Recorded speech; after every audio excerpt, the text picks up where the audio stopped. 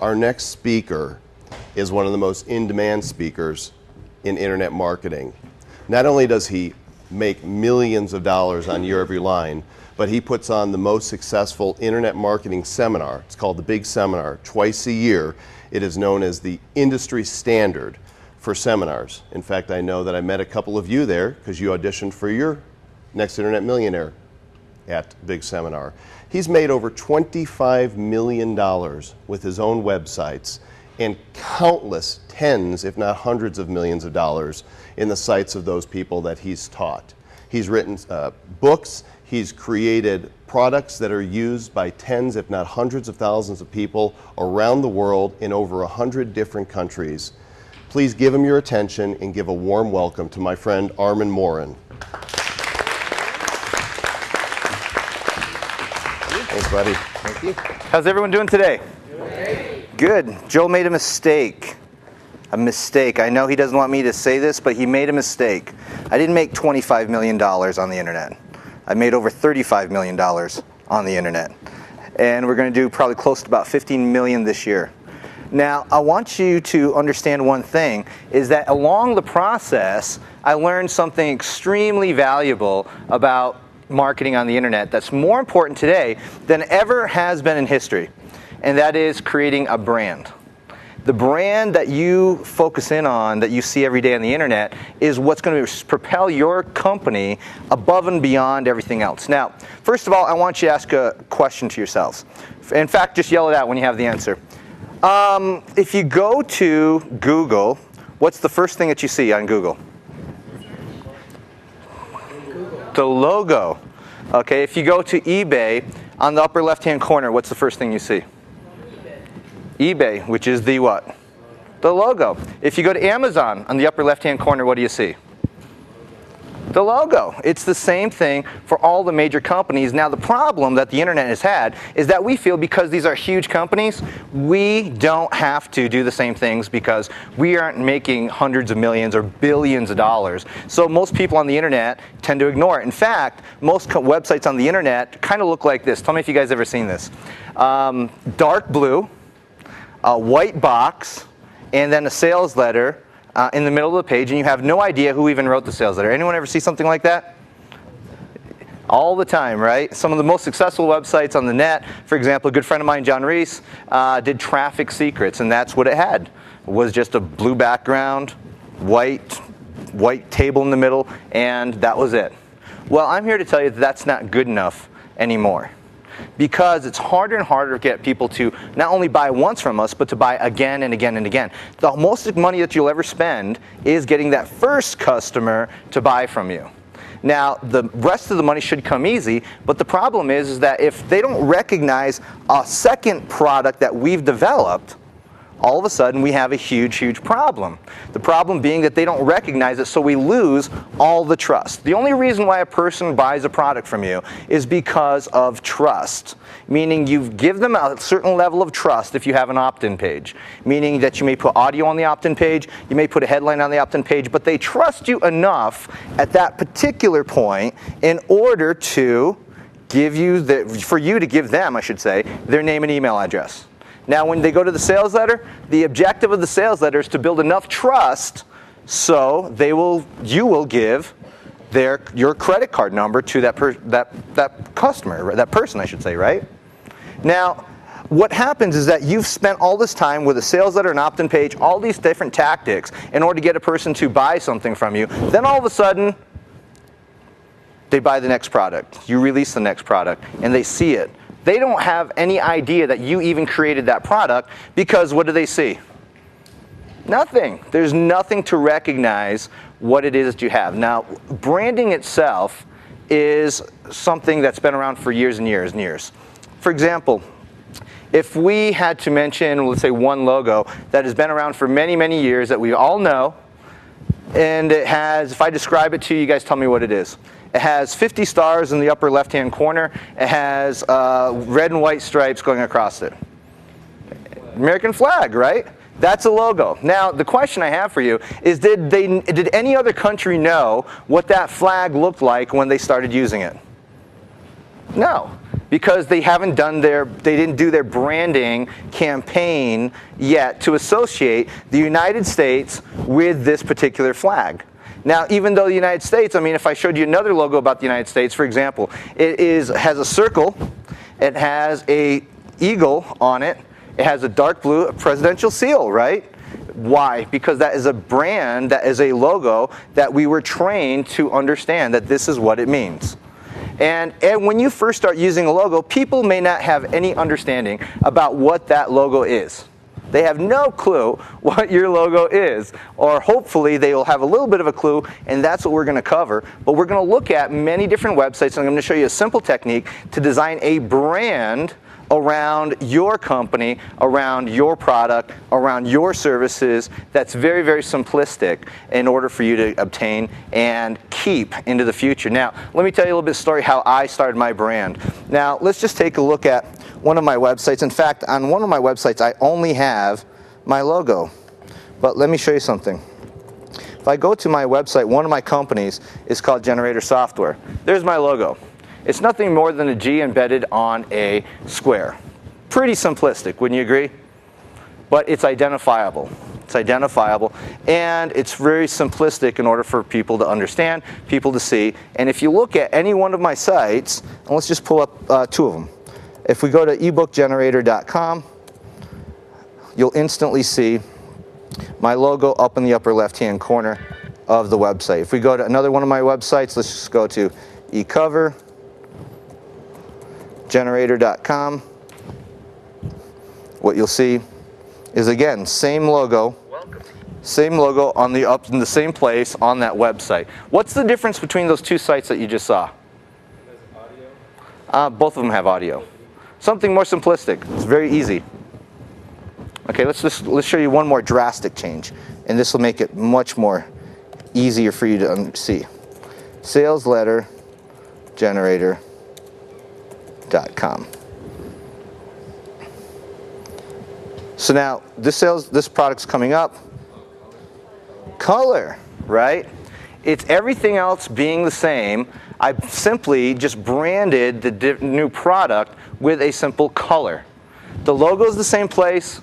Everything else is basically in the same place. Obviously the copy is different because it's a different product, but the logo was where? In the upper left-hand corner. Why? Because that is what people have been trained on the internet to understand, that a logo should go in the upper left-hand corner. People even before the internet were trained that a logo should go in the upper left-hand corner, because if you look at a piece of stationery, where is the logo? In the upper left-hand corner, right? It's very, very simplistic. Now, I want you to write down two words. It's called obvious marketing. Okay, obvious marketing.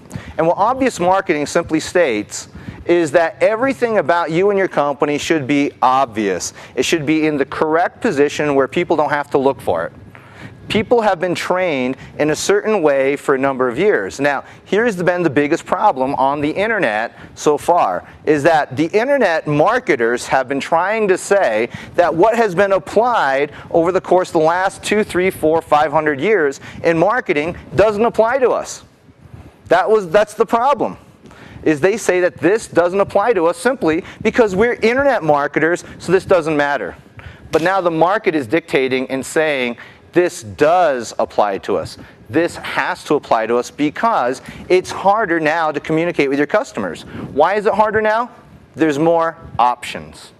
There's more internet marketers. There's more products. There's more services. Everything is more on the internet, so the opportunity for a person to stand out with a brand is greater than before. Now, by this website, for example, when you look at a company, when you see the website, when you see the logo, you have no idea how big that company is, do you? Can we tell how much money I've generated from that website? No, we have no idea. So what we have to do is not only give them a certain logo, because a brand is much more than logo, it's an entire look and feel of it. And the cheapest way for you to make more money in the internet is to increase your look and feel, is to make you look like a $5 million, a $10 million, a $100 million company. And people on the other end don't know the difference. The worst thing that you can do is say this, And that is, well, the worst thing you can do is actually not even say anything, but do this. Try to create it yourself. That's the worst thing, because my nephew knows how to use the computer. Therefore, he knows how to make a logo. My next door neighbor's kids knows how to create a graphic on a computer so they can create a logo for me. No. Does that sound ridiculous? Do you think Google went next door and said, knocked on the dorm room next door, and you think, they both said, hey, dude, can you make a logo for me? Probably not. There's probably a little bit more thought behind it than that. Yahoo, when I started on the internet in 1996, Yahoo had a very, very similar logo that it has today. It looked basically the same. It just looked a lot more simplistic. But it was the same look and feel as it did today, back then. As it is today, let's put it that way. Now, here's what you want to consider. How do you come up with your logo? It's not just the logo. It starts off with a name. We have to name the product first. So let's start off by creating a name for a company. Now, the first thing you want to focus in on is a keyword. What is the primary thing that your company does? What is the primary thing that your logo does? Now, let's just stop right here for a second. There's a difference. I've been using two things, and I've been saying two things, and I want to make sure everyone understands. There's a brand for your product, and then there is a brand for your company. Now, what I mean is that your company is the overall umbrella brand, meaning your company brand should be at the top of the website. Your product brand can be the name of the individual product. For example, this particular product, this particular company is Generator Software. The product is actually Sales Letter Generator. Okay? There's two different pieces here. So we're going to focus in on the name of the company. So what is the primary piece that your company actually does?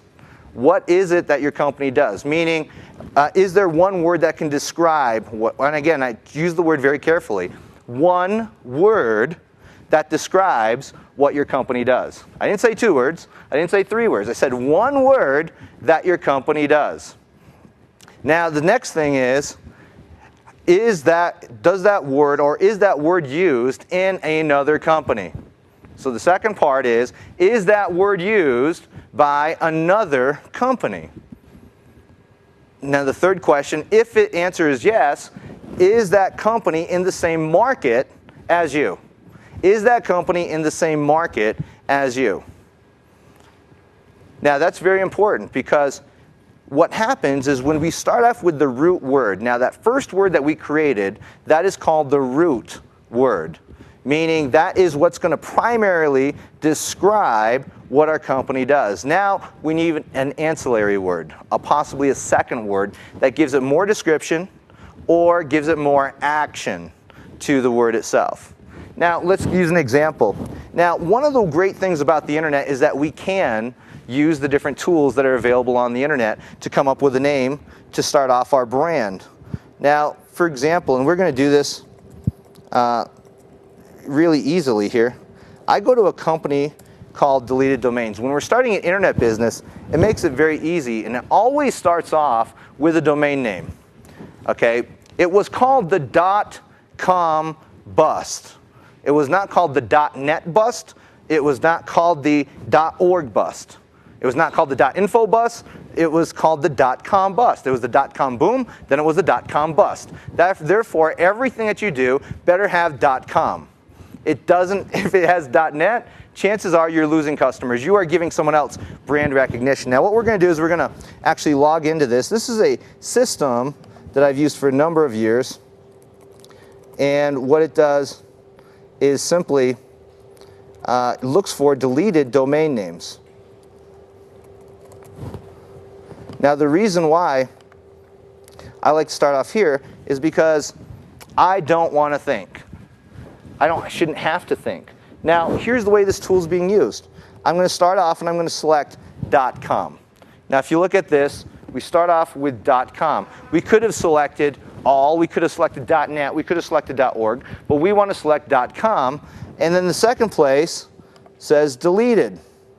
We go down to where it says deleted, and we want deleted over the course of the last 60 days, and then we can say that start or that end with. Now this is very crucial. Do we want our main keyword to start with this?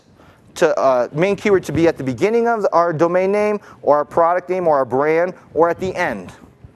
Do we want the beginning or end with it? So let's just say we want to end with it. Now let's actually choose a word. So let's say we're going to make a company that, I don't know, you guys pick me. What kind of company should we create?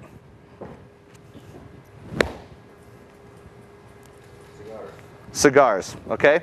So should it start with cigars or should it end with cigar? Anybody? End, okay, cigar. So let's actually make that plural, cigars, okay? Now the next step is no more than. That's the next column, the next piece that we want to put in. No more than. This is very crucial that you use this particular phrasing at this particular point. And here's the reason why. We want a domain name that has no more than a certain number of characters. We're trying to get it. If we don't get it, it's not a big deal. I'm going to explain why. I want to have a domain name which is no more than the main keyword, which is cigars, right? Plus 5 characters. Plus 5 characters. Now why? Very simply, this is a search engine tactic that a lot of people don't talk about. Search engine rankings go by a number of different factors. One of them happens to be your domain name.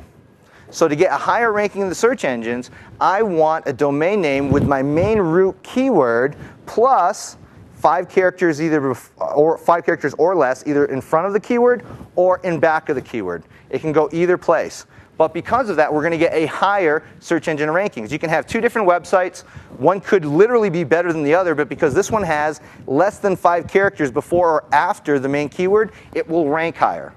And when you're talking about getting traffic on the search engines, getting traffic via search engines free is a crucial piece. So we want no more than 5 characters long, and we never ever want a domain name with a dash in it.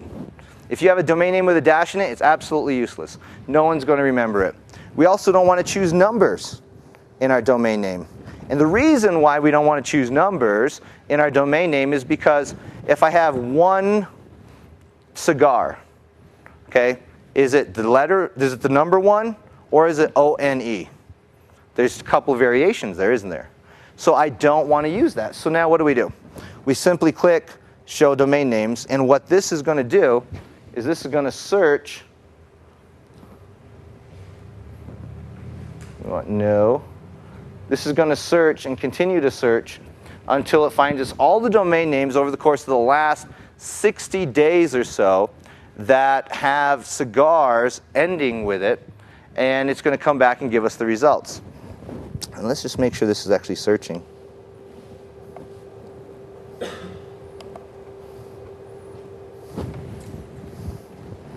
Incorrect search filter. .com, last 30 days, no more than 5 characters. Man. And thank you very much. No, I'm just kidding. I'm just joking. Let's go through an alternative way then. Let's go through an alternative way. Normally this is going to work, but what we're going to do is we're going to use something else. And we're going to use domain name generator. Right? What we're going to do is we're going to type that into Google, hit search, and we're going to look for a domain name generator that can actually help us make a domain name. So first of all, let's start off with Nameboy. Right? Let's open that in a new tab. And let's use this. So Nameboy. So the primary keyword is what? Cigars. So we're going to go cigars. Allow hyphens? No. Do we want to rhyme? No. We have the option of choosing a secondary keyword. So we click Go Nameboy. It's now going to search, and it's going to come back with us with various search terms that we could possibly use. And there's one of 3 different ones. So we're going to search on cigars. We went to makewords.com. Okay, makewords.com. And we searched for the term cigars. Now, let's look at some of the words that came back, and let's see if any of them make sense. So again, once we find a certain number of words, we're going to search, and we're going to look at the list, and we're going to find out if it actually makes sense or not. So we typed in the word cigars. Now, we have cigars fresh, we have cigars get, cigars go, cigars great, cigars shot, we have cigar smart, but they're really don't make sense yet. Point cigars, save cigars. That's not too bad. We could use something start cigars, tip cigars, win cigars. I'm not really satisfied. I mean, does anyone see anything that really pops out on the page that says exactly what we're doing? I don't think so. So what we can do is we use the word plural, didn't we? So let's change the word to cigars to cigar, and let's actually do it again. And we're looking again for something that makes sense. Cigar fast, not bad. Cigar get, cigar in, cigar new. Possibly. Cigar top, cigar win, deals, cigars, gate cigar, point cigar. Source cigar, start cigar, tip cigar, win cigar. So let's look at this and say, okay, out of these that we're given so far,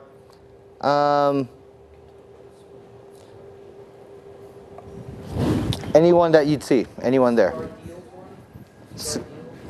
Cigar is actually Deal's cigar. But let's look at one that we could, there's actually one here that actually looks fairly decent that we could actually do something with. And the one I'm looking at is actually Point cigar. Okay, now here's the reason why I actually chose this one. Now, if you look at the different names, Save cigar, Source cigar, Start cigar, Tip cigar, Win cigar, any of those, do any of the other ones have any visual behind it? Are there any visual? But with a point, could we develop something around that? Yes? What could we use? We could use an arrow. We could use something pointing to it. We could use any kind of sharp instrument in the actual domain name itself. So there's a wide variety of things that we could do with the word point in order to drive it home. You could use the end of the cigar as a point. You could actually maybe divide the two words with the cigar itself as an exclamation point. A torpedo, so it's perfect. So if you know a little bit about cigars, then it makes a lot of sense. So the thing is that when we're looking for these words, no matter what system that you use, you want to find something that actually has some type of descriptor to it. Meaning, is there a visual around it? Can we create a visual around it? Now, the reason why we want to create this visual is because the term itself, cigar, is so generic, it could really apply to, I mean, there's so many words. I mean, if I asked each one of you to describe to me what cigar meant to you, some of you could do it. Some of you could do it very easily. Apparently, you smoke cigars, right? Or know a little bit about them, right? Okay, so you know some about cigars, but a lot of you maybe could just draw a very basic cigar if I asked you to draw it out on a piece of paper. Everyone has an immediate visual about that cigar. What we want to do is we want to create a visual that people can actually remember, something very similar. Let's look at Singular, for example, as a brand. I mean, obviously AT&T has bought it out recently, but Singular, what do they have for a brand? Anybody? Raising the bar, that's part of what their brand is, but there's another part. To the left of the Singular, they have what? A little dude that's kind of, spread out like an X with a little head on top of it, right? Now, what did that mean? Who knows? Who knows what it means, right? But is it identifiable? Yes? And once you've seen the logo, could you remember it again? And the key part is, could you associate it with anything else? No, because nothing else looked like that, so you were forced to associate it with Singular. You see, in your mind, when you see something visually, the first thing that happens is this. Here's a picture. Now, what is it? What is it? Meaning that your mind says, okay, here's what it looks like. Have I seen anything like this before? And where did I see it? Where did I see this picture before? And then it immediately goes through and references it. Now, if it doesn't see anything the exact picture before, it says, well, what have I seen that looks similar to this before? And if it then, after that point, if it can't associate anything with that image, it has to create an entirely new association that it's never experienced before. So that's really what you're trying to do when you're creating a logo. What does it look like? If it doesn't look like anything similar, that's what we want. We don't want to ever look like another logo. Okay, so that's the key. Never, ever, ever look like another logo. Because if you look like another logo, A, you have the possibility to be sued. Secondly, if you're not sued, chances are people are going to ignore you because they feel that they've seen you before. They already have some kind of feeling, good, bad, or indifferent. Now let me give you an example of something really bad. Now this is just a name. I was going to start a company right now as a hosting company not too long ago, and I named the company, at least I named the domain name, Sonic Host. That was the domain name that I chose. Now, why did I choose it? Because A, it happened to be available, sounded kind of cool, and I said, okay, I'll just go with that. I created this whole website, paid someone to develop it, and we were getting ready to launch, and all of a sudden I start getting massive customer service requests. I haven't even sold a single customer, but I'm getting massive customer service requests because the company that owned SonicHost.net wasn't running a very good company. So people automatically, instead of typing .net, they went to .com, saw it was a hosting company, started sending me all their problems. Now, if I would have started that company, immediately in the minds of the consumers is don't do business with that company because they have a bad reputation. So that was something that I didn't do, right, was I didn't research what the market was looking for, meaning I didn't research if there was something that existed already, meaning if I was going to do Point Cigar, right, I would go to Google and I would type in the name Point, let's just actually, let's type it in as one word first, Point Cigar, and let's see if anything actually comes up. Point Cigar humidifiers. Let's see, cigar smoker, Point Cigar, the rest of them are pretty much really doesn't mean anything. So they don't really mean too much, so I'm in pretty good shape. There was only 9 results, so we know we're okay. But now, we probably get a lot more when we separate the words out because we're searching as 2 separate words. So we get 975 here, Point Cigar, Dana Point Cigar and Gifts, Dana Point Cigar, High Point Cigar, Dana Point Cigar, Hollow Point Cigar, and the list goes on. So it really doesn't even mean anything there based upon the initial results in Google. So after we find the name that we're looking for, we want to go back into Google or Yahoo or MSN, and we want to then start looking for something similar. Is anything similar? Does it sound similar? Is there a logo on it? Now, one of the benefits of Google is that when we're doing a search like this, is that up in the upper left-hand corner, we can automatically search Google Images to see if there's anything that is using or images coming up under the name Point Cigar. And obviously we see different types of cigars because it's just pulling information off of pages that are already there. So again, we're in pretty good shape if we were going to use that particular domain name. Now again, so let's go back and review this just a little bit. We have a product that we're going to create. We want A, find the keyword for the product. Number 2, then what we want to do is we want to take the product and find out words before or words after it. Again, whether it be whatever you may think of. But let something else do the work. Now, you can use like makewords.com or any other name generator tool that you can possibly think of in order to use this or make this work. Now, the key when you're doing this is you're looking for something that makes sense. For example, you don't want to use a word that people can't spell.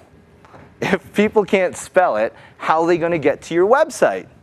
If they can't spell it, how are they going to get to your website? They can't, especially if they're going to try typing it in. So we want to make it sound very simple. We want to use as simple words as possible, words that people really can't screw up when they type it in. For example, I went through this whole process to create a search engine. I was going to create a search engine, was going to release it out to the marketplace, and I thought long and hard for actually months to create a name that people couldn't screw up. And because if people can screw it up, they will screw it up. That's the bottom line. And so what I did is I created a name. The domain that we finally came up with was Blue Hopper. Most people, I feel, that speak English can spell the word blue. I could also think that most people could spell the word hopper. And so I came up with the name Blue Hopper for search engines, and we made, the logo was actually a blue kangaroo surfing on a surfboard, because it was ultimately going to be a search engine. And so we looked at different names like that. Now, companies all along the way throughout history have made huge mistakes in their branding capabilities as far as the brand that they created. And sometimes, for no apparent reason, changed the brand of their company in midstream. And chances are, most of the time, it was due to someone else having something similar to what they already created, already existing out in the marketplace. So once you find a domain name that you like, second part is research the name itself, meaning you can go to trade searches. You can go to copyright.org, for example. If we go to copyright.org, we can do some simple searches. I'm sorry, copyright.gov. We can do some simple searches in order to find out, is there anything already associated with this domain name? So for example, if we were going to search, we could search on the front here, copyright basics, and we could also search for trademarks on here. And we can learn a lot just about copyrights right here. And what, for example, what is a copyright, who can claim copyright, and also we can use trademarks or registered trademarks. But we can search all of this right here on the internet absolutely for free. And all we have to do is just type it in. So we can do even register a copyright on something right here at the top of the page. It says new registration fee $45 to register something for a copyright from this particular website. Online service providers, record a document. We can get all the forms in order to download and to create our own copyright as long as we have Adobe Acrobat. And it's all right here, whether it be a performing arts, literary works, a recording, all these different things that we can do. We can register and copyright all of our works right from this page, and we can do it ourselves for, again, very, very little money.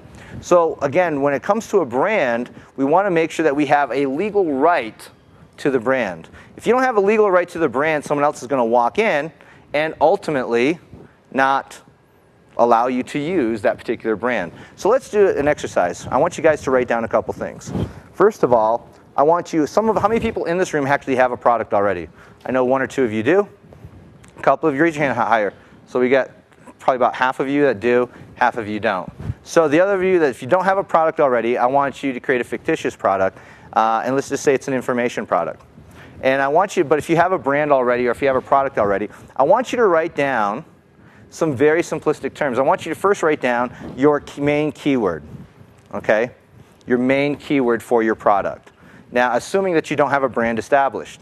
Now, some of you may have a brand established and some of your brands are too long, meaning that it's hard for people to remember. Keep it quick, keep it simple. Question? One keyword. I want one keyword for the name of your product. You want you to write down 5, keep going, start writing as I'm talking, but 5 words for your main keyword. Okay, so take your product, what's 5 words that best describe your product? Okay, just 5 single words. And let's start off with single words. Now, that's going to be very important. Now, I know some of you have a brand, and some of them I know, somewhat because I've met you before. So, for example, Jason, tell us what your product is. Better posture guaranteed. Better posture guaranteed. So now, give me the 5 keywords that you wrote down, because you wrote yours down pretty quick. Posture, back, pain, bleeds, aches. So pain, back is probably one of the main keywords, because it has to do a lot with posture, right? Now, could we develop something maybe off of back? Maybe it's better back, maybe it's better posture, maybe it's better, you see what I mean? To shorten that down, because better posture, what is it again? Guaranteed. Guaranteed, better posture guaranteed. But I think we can shorten that down to make it more simplistic in order to make it not so long, especially in a domain name. So if we could shorten that down, I think that'd be better. For example, in your product, yours done pretty quick. Yeah. Type of product, first of all. The name of my brand, or Well, tell me what the name of your company, your brand is. Path Partners? What is it? Path Partners? And what does it do? I have my keywords in it. Okay, what is it that your company does then? If your brand is Path Partners. I have information products. Okay, and what kind of information products? For women in midlife. Women in their midlife. Okay, so path partners, and so give me the words that you came up with. Midlife crisis. Let's just stop right there for a second. Do we see, I mean, out of the brand path partners, did any of you know exactly what she did? Anybody? It's kind of hard to describe, and I think you agreed with it when you first came up with it. So now we have path partners, and then again the words, 5 words again: midlife, women. Crisis. Okay, let's just stop with that word, crisis. One thing that you never want to do is use a negative word in the middle of your brand. So we don't want to use any negative words at all as we're doing this. Because if we use, I see 4 of you just go back to, no, that's wrong, that's wrong. But you never want to use a negative word inside your brand, because that's the immediate thing that a person hears, is the negative word. They focus on the negative. You don't want people to focus on the negative of what you're doing. You want to focus on the positive. It's got to have a positive tone, a positive tonality to what it is that they're saying. So path partners, I like the 2 things that you did though. I like the both words starting with a P. That alliteration makes it easier to say, and it's certainly easier to remember. So, and whenever possible, alliteration is perfect because it's easier for people to remember in their mind if it starts with the same letter. So I like that part. But there's got to be a better word that you can do for an overall brand. So on every one of your products, the question I would have is, on every one of your products is always Pathfinders on every part of it? Is it Pathfinder's product this, Pathfinder's this? Path partners. No. Okay. Another piece that we want to do is whenever we create a brand, we want to integrate it in everything that we do. Meaning, if you have a product, and you said you sell information products? Books, are they your books or somebody else's product? Okay, your books, perfect. So if she's selling a book, the brand we want to do is incorporate the brand somewhere on the book, where the Path Partners presents this book, and then your name and then the name of the book. And then this way we're integrating it throughout the whole realm of what we're doing, because we always want to focus on the brand. I want you to think about what would happen, and this is what led me to create a brand in the first place. You see, several years ago, it was always, everything that I did was Armand Morin's. Armand Morin's ebook generator. Armand Morin's sales letter generator. Armand Morin's this. Armand Morin's that. And my name was absolutely on everything that you would see, and normally along with my name was my picture on everything that you see. Now, here's what happened. I had a friend of mine that many of you have heard of die in a car accident. His name was Corey Rudel. And Corey had a fairly large company, and I got a phone call that morning, and they told me that he had died that morning in a car accident. And I said, well, what happened? And they told me all the details. But at that point, it made me stop. It made me stop and think about a lot of things.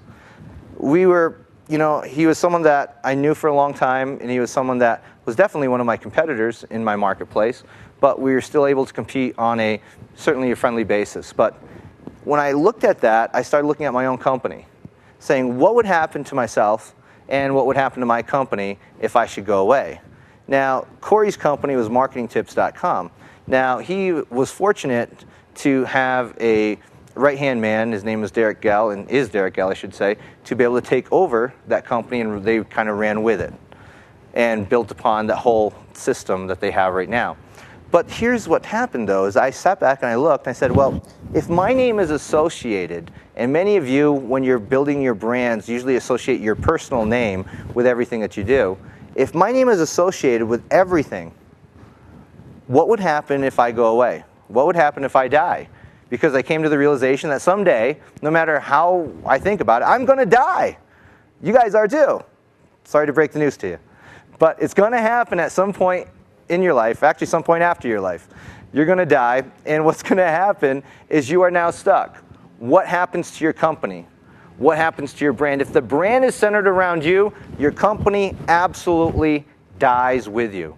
And that's the last thing that I wanted. You see, I'm not building a brand, I'm not building a company for myself, I'm building my company to last and certainly outlast me. So what I did is I started thinking about how can I make this make sense? How can I make everything that I've done up to this point in my life absolutely make sense? For me, when I first started my company, the first software product that I developed was called eBook Generator. And there was no rhyme, no reason why I chose that name of that product. It generated ebooks.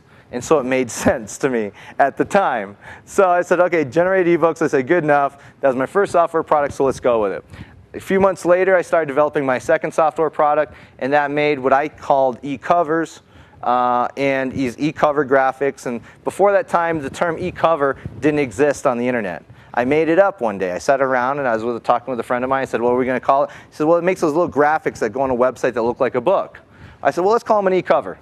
I said, that sounds good. And then I had to explain to everybody what an e-cover was, and eventually the term picked up along the industry. Now most people know what an e-cover is. But I said, well, it makes e-covers. And so up until the last day before we launched the product, I didn't know what to call it. So I simply copped out and weaseled out and said, well, let's call it eCover Generator, since I had the first product already. The third product was much easier. I made a header graphic. So what did I think I called it? Header Generator. Fourth product made pop-ups. What did I call it? Pop-up Generator, and so on and so on and so on. Now I've got like 20 different products, all with the term generator at the end. So when it came time to brand at this point, again, hearing the news, I started thinking about what are the things that I can do in order to remove myself from the company. And I started looking at the bigger companies out there. And most of the time, you cannot figure out the bigger companies. Now, I want you to write this down right now, and that's 3 words. 3 words are this: success leaves traces. And success leaves traces is a concept that I teach. And the concept, it really is going to make your life much more simple. And I'm going to explain to you the concept very, very quickly. Once you understand this concept fully, you'll be able to do anything on the internet or off the internet, because it's very, very simplistic. And I'm going to explain to you the process. What success leaves traces simply means is that look at the other things, other people have gone before you. For example, I want to create a award-winning logo or award-winning brand. Now, could we find out the companies on the internet that have created an award-winning brand or logo? Could we? Could we look it up? I believe they actually give awards for that, for logo and branding and advertising. And so we can go on the internet and we can find who these companies were that were nominated. Now what we can do is we can simply do 3 things once we identify what that company is, and it's very, very simple. It's called highlight, copy, and paste. So we do 3 things. We go to their logo, we right-click on it, we highlight it, we copy it, we paste it into a document, and now we can identify, we can see all these logos on the same page. Now, so the first step of success leaves traces is observe. We need to observe what is happening in the marketplace. Meaning, within my industry, or even outside of my industry, what I want to do is I want to find other award-winning logos. See, I don't want to copy, well, for lack of a better word, crap. Okay? If it's crap, why should I copy it? That doesn't make sense, does it? I want to copy things that have been successful before. If it's not successful, I don't even want to look at it. So I want to make sure that I'm copying what has been proven to be successful already. So I'll find the logos of the companies that I'm looking for first, copy them all into one page. So the first thing is observation. So then I'm going to get the number that I want. Maybe it's 10, maybe it's 15, maybe it's 20 logos, until I'm satisfied that I have enough. Is there a particular number? The answer is no. But then what I'm going to do is I'm going to then analyze it. I'm going to analyze what are the commonalities. What are the commonalities between all 10 of these logos? What are the commonalities between the colors? Is there a certain color that is being used? For example, if I was to start an internet service provider today, now I've done some research on this because we had this thought at one point. One of them, we found blue was the predominant color in that particular company. Every company has a specific color that is associated with it in a given market. So we can look and see, okay, well, this is in my market, all these are in my market. What is the color that we can look at? What is the color that is predominantly the one that we would want to choose? Number 2, what is the secondary color? Number 3, is there something to the left of the logo? Meaning when you're looking at the logo in front of you, is there something to the left-hand side of it? Yes or no? If there is, great. If there's not, that's fine too. It doesn't really matter.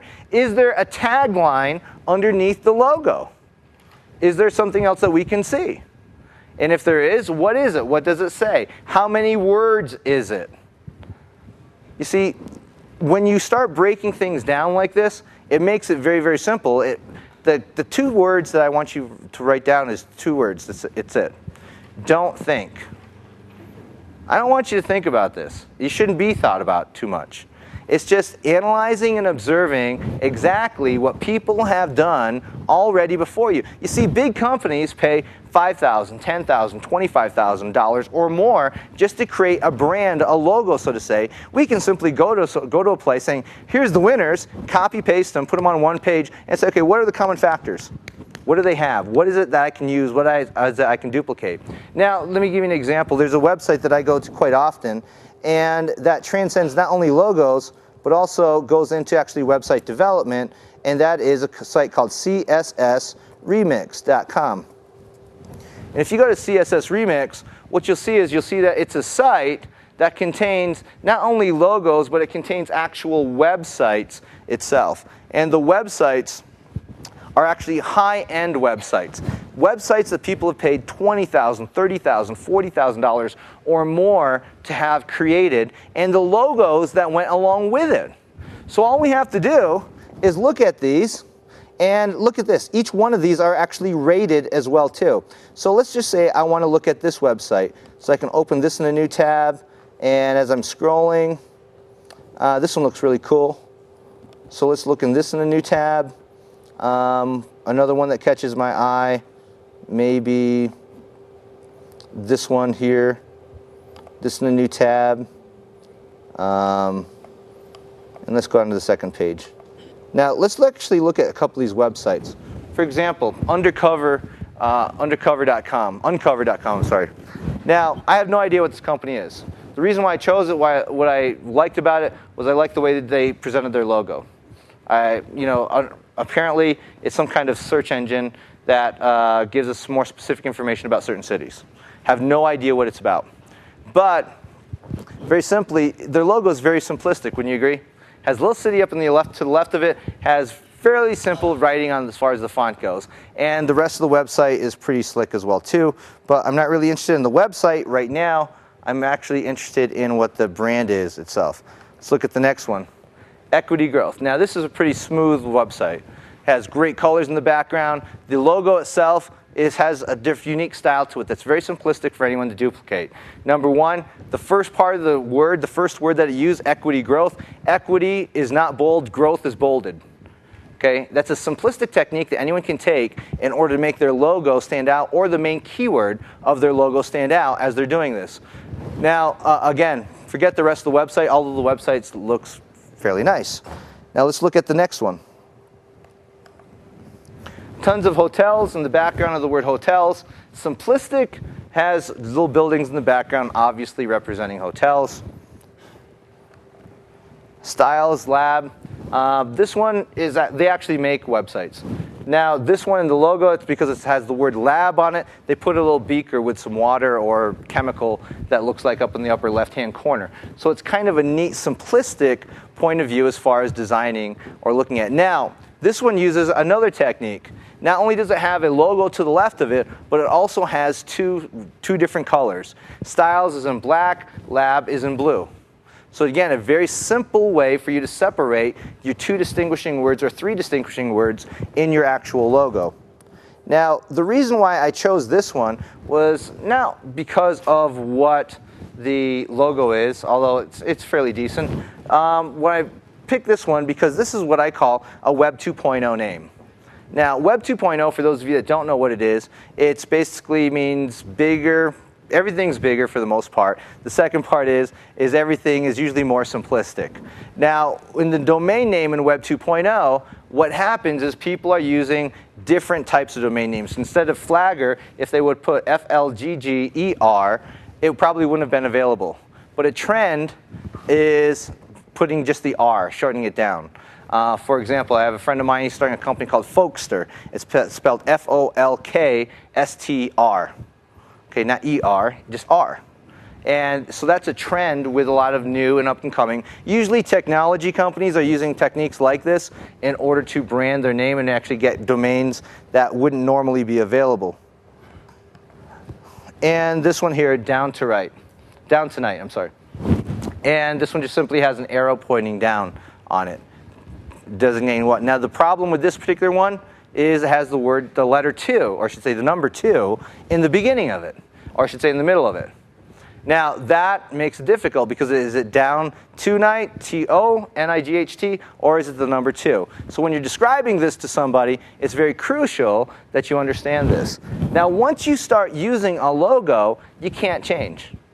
You cannot change. You can update it slightly, but for the most part, you cannot change your logo in the midstream, or else you ruin everything that you've done. Who rates all the websites on the CSS remake? Actually, people vote.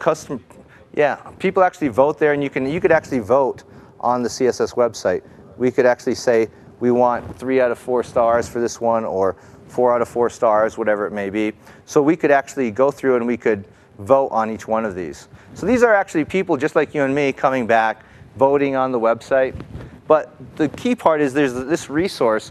I spend like hours upon hours upon hours upon hours in this place. Look, because I'm not only looking at the logos, I'm looking at website design, which brings us to the second part of this, is that the website design for these companies are very, very high end. So I can look at something, if I want to go to the broad market, for example, each market dictates exactly how it wants to look and feel. For example, on a website, I said most internet marketing websites right now, if you do a search on the majority of them, there'll be a dark blue background with a white box in the middle of it. Well, that goes contradicting to everything that all the big companies do. Google, what color is the background? eBay, what color is the background? It's white. Amazon, what color is the background? White. And Yahoo, white. And so if you look at all the major companies out there, the majority of them will have usually a white or a light gray background. But yet, internet marketers have told people for years, dark blue because it focuses the eye in towards the sales letter, and that's the way it needs to be. It's not true.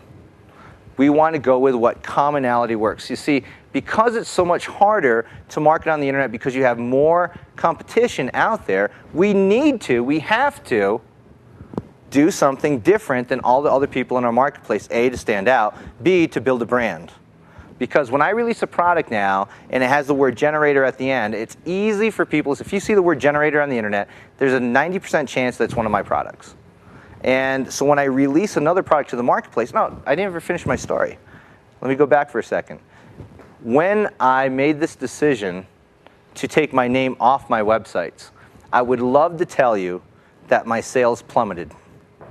And it didn't.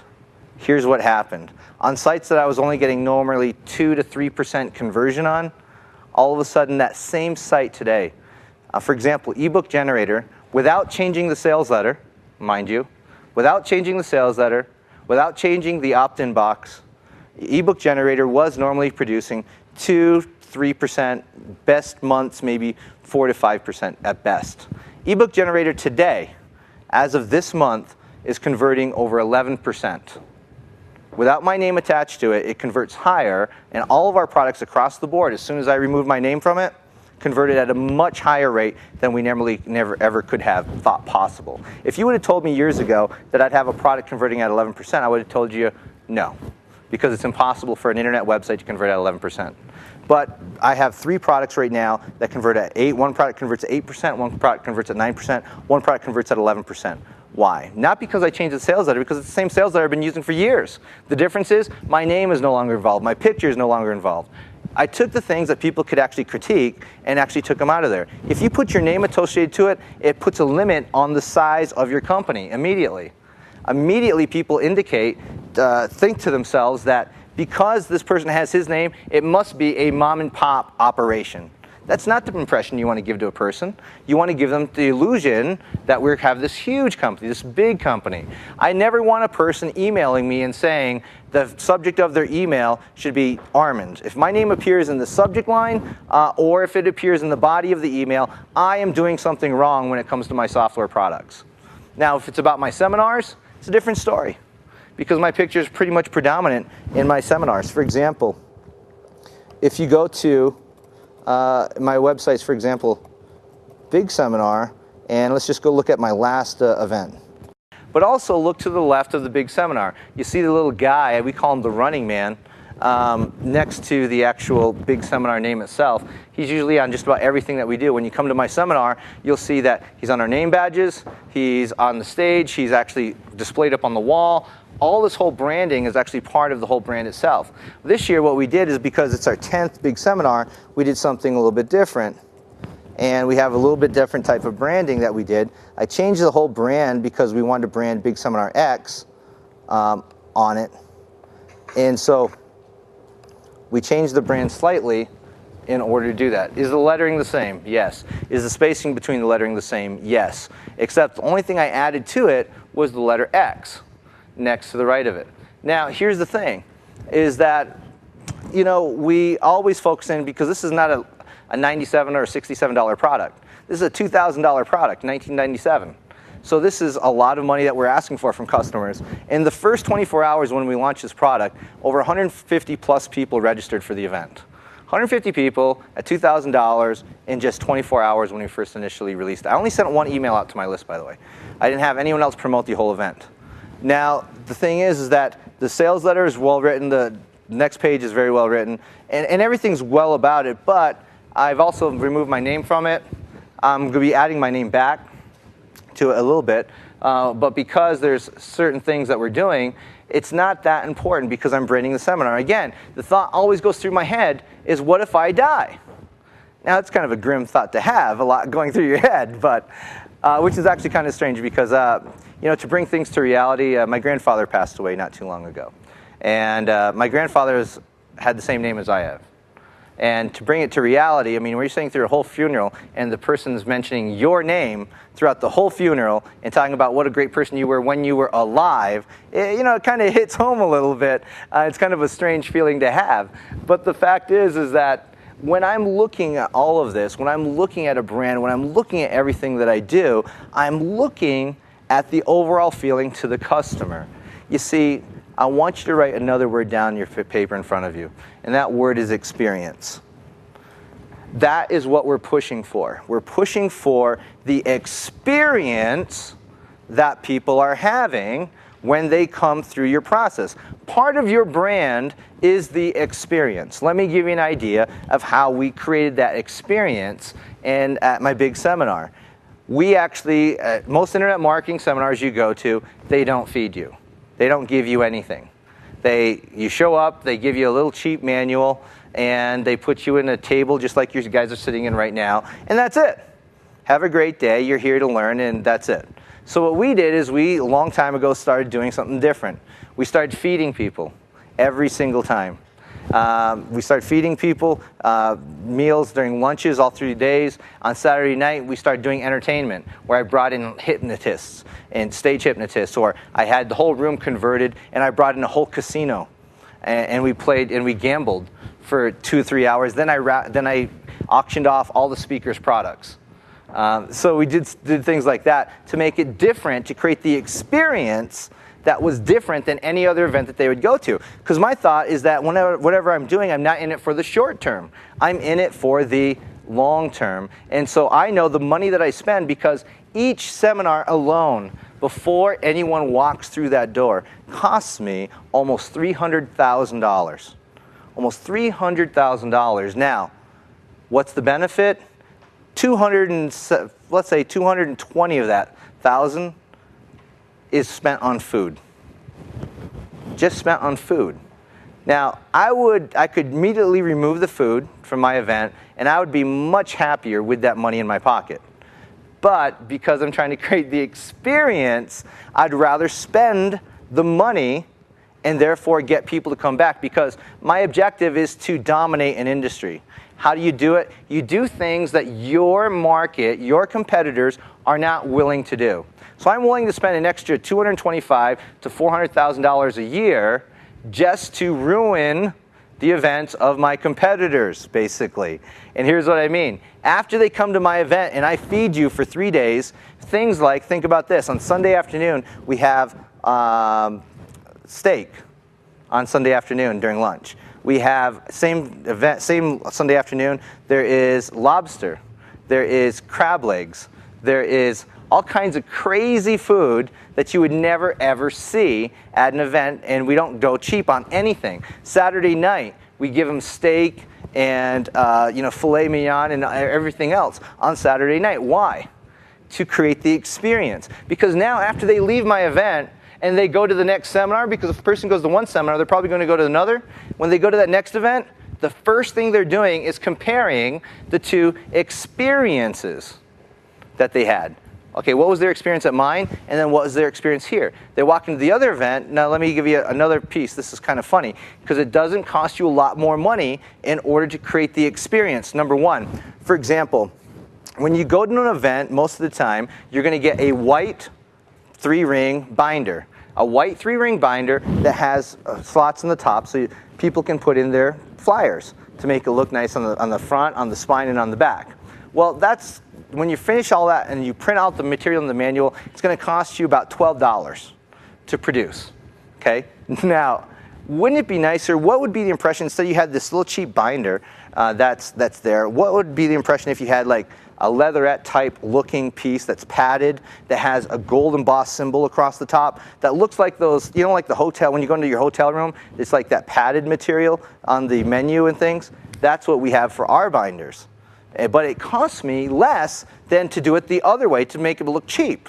So for less money, I look better than my competitors. But it's all part of the experience. I go through another segment. At my seminar, what we do is we actually go through the whole process of giving away maybe 30 or 40 laptop computers, maybe 40 or 50 iPods. Maybe I've given away cars at my event. I've given away Mercedes-Benz. I've given away convertibles. I've given away a Mustang. I've given away all these things at my events. Why? To ruin it for all my competitors. It's a cutthroat business. And so I'm looking at how my competitors would never, ever do it, because I'm not looking to do it short term. I know that eventually, and we have the biggest seminar in my industry, but eventually, even if anyone's coming close, there's still going to be a comparison. There's still going to be a comparison, and if you have a choice of going to a seminar and having to pay for all your meals, all your expenses, everything else, and not get anything in return, or coming to my event, which are you going to do? Probably come to my event. And that's the reason why we did it that way, is we did it on purpose, but to create the experience. On a website, what can we do for an experience? Number one, if you're using an opt-in page, first thing, you should be using an opt-in page. Second thing is, if you're using an opt-in page, A, did it work? B, on the sales letter, you know, how was your sales letter written? If they clicked on the link and they were supposed to go someplace else, did they actually go someplace else? Meaning, did you actually check your sales letter for mistakes? That is one of the biggest pet peeves, and that's the biggest reasons why people lose sales on the internet, is because there's something wrong with the order process somewhere along the way.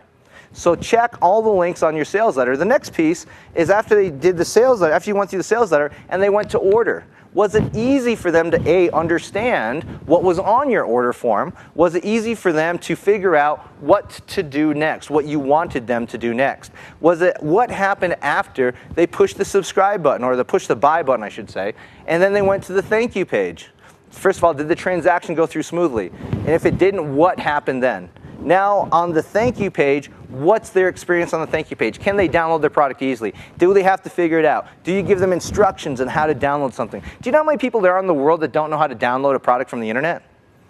Trust me, tons. I deal with them every day. You have to literally put instructions saying, put your cursor here, select right click, and select save as onto your computer in order to get people to understand that you have to download it. People don't know, so make it very simplistic. Assume they know nothing about what it is that you're purchasing. Now, here's the other process, though. That's only the beginning. What was their experience in all this whole process? But now, after they bought your product or service, again, what is the experience? Most people focus in on the autoresponder sequence, but only from an opt-in point of view. Most people focus in on an autoresponder sequence from the opt-in point of view, meaning I got their name and email address, I'm done. I don't have to write any more autoresponders. That's bull. The most important autoresponder sequence is after they buy.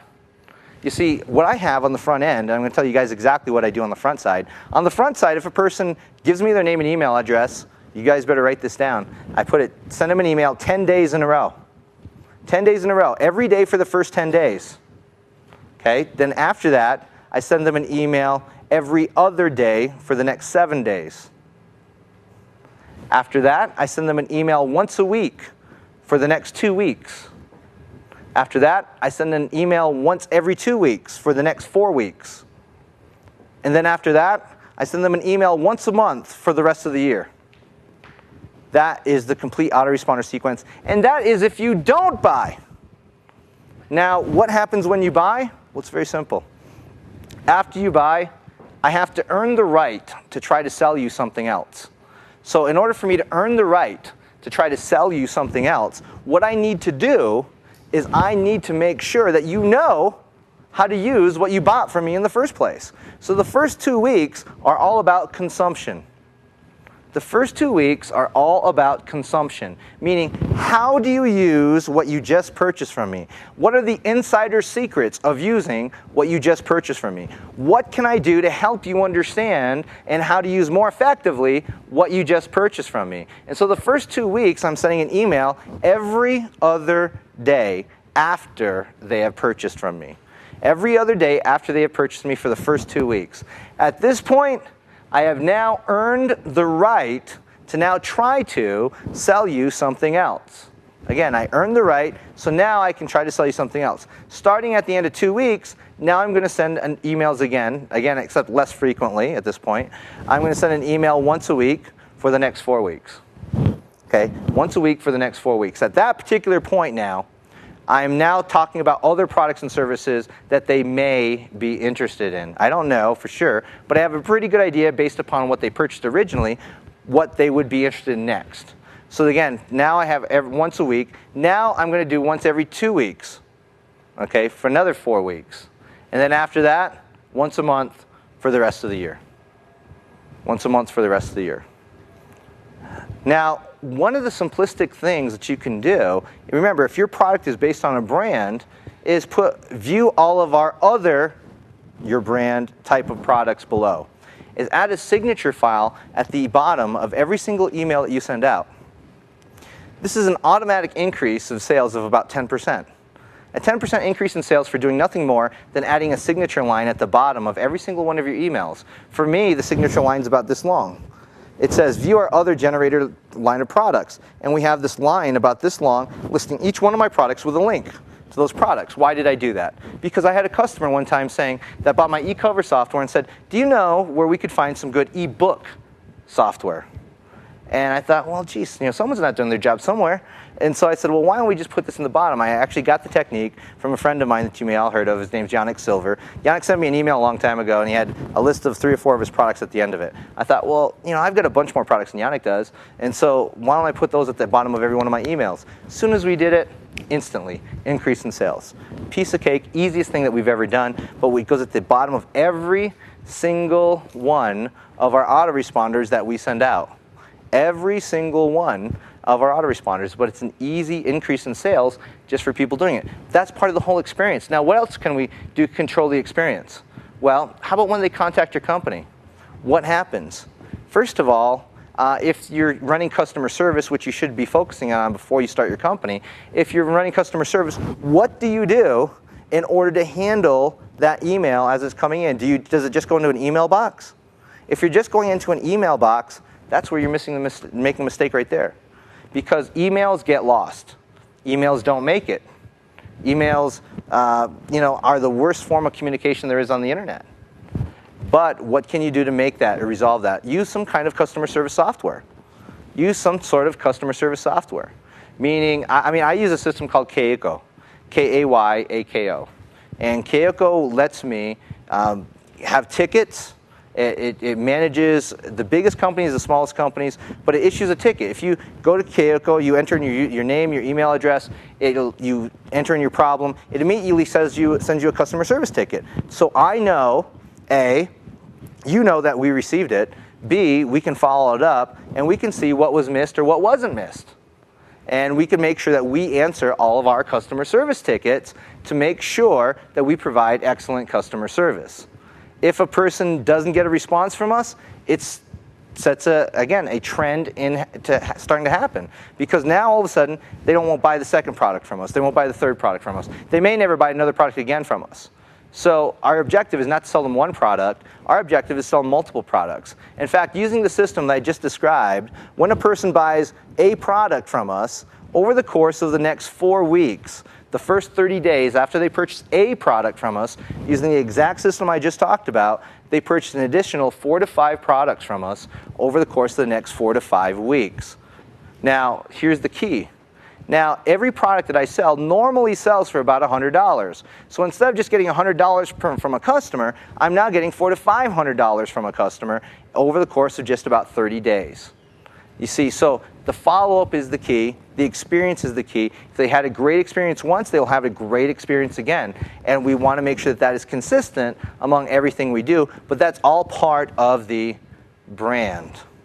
You see, everything that you do is all part of your brand, how you represent yourself. If you do any public speaking, that's part of your brand. I have a friend of mine, his name is John Childers. And John, when he speaks from stage, he always wears a sweater vest. Always. It's 100 degrees outside. He's wearing a sweater vest. Every single time you see him, his pictures on the internet, sweater vest. Everything is always with a sweater vest on, because that is the brand that he created. And I think in the summertime, he wishes that he didn't create that brand, but that is what he's always known for. Some people always dress in a suit when you see them on the internet, off the internet, whatever. They always see them in a suit. Some people, whatever. They have short hair, long hair, doesn't matter. It's part of a brand from their personality that they see. So again, when you're putting your picture, if you are part of your brand, stay consistent with the message that you're sending. Meaning, if you're going to wear a tie, wear a tie. If you're not going to wear a tie, don't wear a tie. A lot lately, I haven't been wearing a tie. Why? Because I don't want to. Very simply. And I felt more comfortable doing it. So will I change my whole brand because I don't wear a tie? I don't know, maybe. Or maybe I'll just do it temporarily, and then after the summer, maybe I'll throw a tie back on. But either way, you want to stay consistent as much as possible with what it is that you do. Always, always, always have the same consistency throughout the whole thing. Your sales letter is part of your brand. Your sales letter is part of your brand. Let me give you an example. If you look at any of my sales letters, you'll find two things. You'll find that my fonts on my website, my headlines are always in 16-point Tahoma font. You'll find the body of my headline of my copy is always in 10-point Arial font, because that is part of my brand. That is always part of my brand. You will find that all of my opt-in pages have an audio message on it. Not because I want it, but it's still part of my brand because one of my products is an audio product. But more importantly, I put audio on my opt-in pages because audio on an opt-in page will increase your conversion by an average of 350%. 350% by putting simple audio on an opt-in page. Now, people that don't have audio on an opt-in page, they're missing the boat.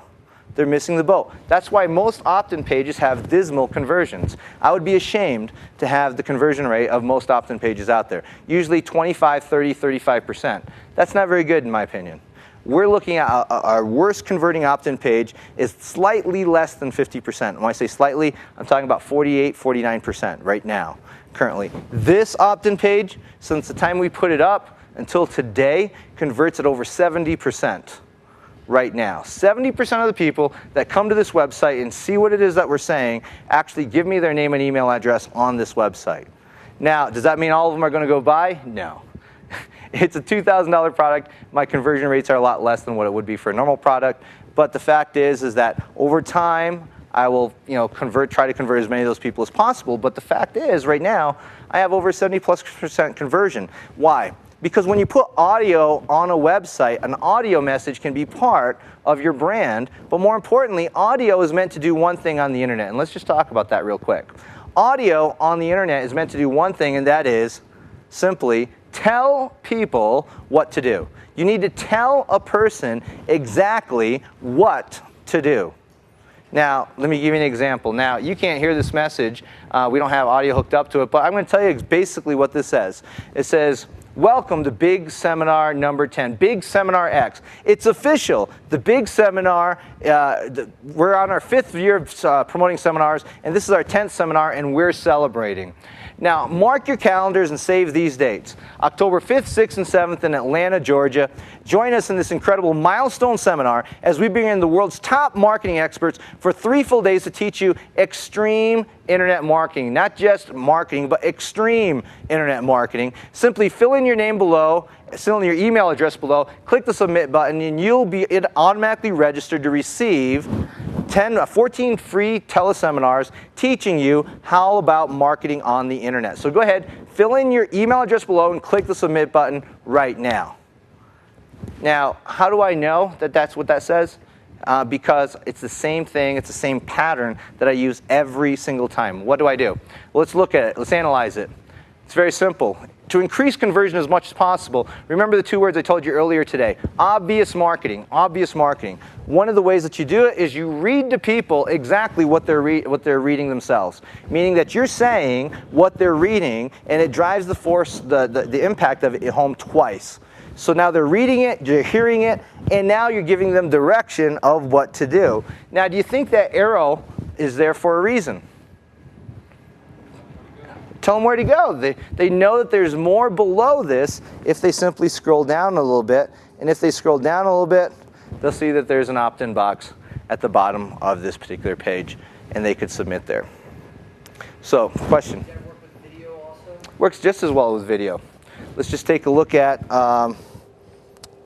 let's try to find this off the top of my head. And index opt-in to .html. Now, this is a video that we did, and it might take a second to play, but this is a video that we did the exact same thing on, except with video, if you do it right, it's much more powerful than it is. Now, this is a video, and basically I'm going to say the exact same thing. Now, watch what happens. As we start the video, you're going to see me in 2 seconds. There's me. There's my name underneath it. In the background, you notice a little video playing. The video is highlights of previous seminars that I've had. Now, what happens is every time I say something in the video, all of a sudden across the bottom, top internet marketing experts for 3 full days, I use the little tagline underneath in order to drive that home even further. It's much more powerful using it that way. Now, again, we have the dates, and we're telling them what to do. And now we're going to say something like fill in your name, first name, your primary email address, and click the submit button below. Again, fill in your first name, your primary email address, click the submit button below, and you'll instantly be registered for whatever it may be. And it goes through all this and tells them about 14 free hours, and you're going to get all these different things. And it's about probably about 3 minutes long or so. So not too complicated. But again, the whole key part about this is not only what I'm doing, but what I'm saying as we're doing this. Now, the last part of this is very important, because at the very end, we go to the dark screen right now, and what does it end with? Fill in your first name, your primary email address, click the submit button below. Now, is there any drop in conversions if you ask for a full name instead of a first name, or is there a reason to specify first name? Yeah, absolutely, because the more information you ask for, the less you're likely to receive. Now, what I've been doing lately on many of my websites, now let's take a look at this. There was my opt-in page that you just saw for that website, but look at this one. Hold on. Now let's look at this one. What's the difference on this one? Just the email address. Why? Because what I'm figuring out, and what's triggering off spam filters a lot of the times, is the first name, is the customization. And so what we've been testing lately is just by having the email address instead of the whole thing. Now, here's the thing. Here's what you got to think about. Because how many people have you ever known filled in an opt-in page and actually then put in like Butthead as their first name? And then so you send an email to them, Dear Butthead.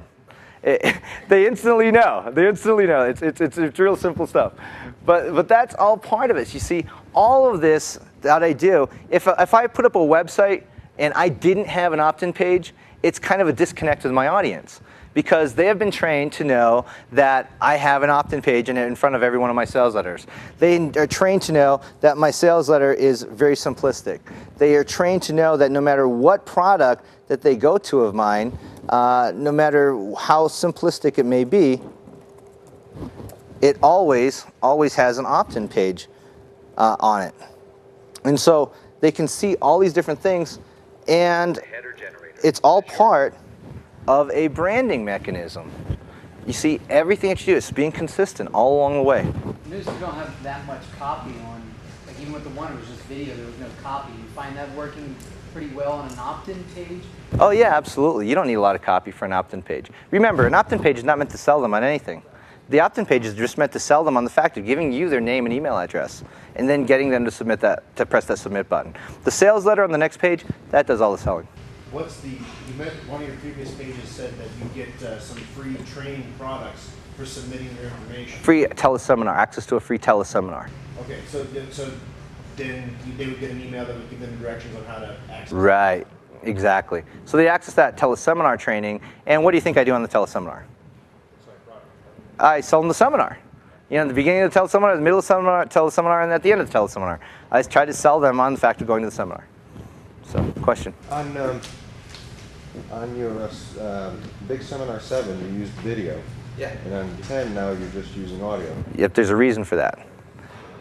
Okay, the reason for that is because A, video requires me to do one thing that I very rarely like to do, and that is get dressed up. So I actually have to get dressed up in the morning, I have to get in front of the camera and shoot a video. I don't really like to do that so much. So what we're doing, I'll show you guys first before anyone's ever seen it. We're actually putting this new type of video on our page instead of what we've normally done. We're actually going to be doing this next week, so no one's ever seen this from me yet, but this is a secret test page that I created. That will show you exactly what we're doing. Now this is going to show you like my ebook generator website in the background, but what happens is as it starts playing, what happens is I have a video across the whole web page, period. It's only me in the middle of the web page. But the key is that it's a different type of video. There it is.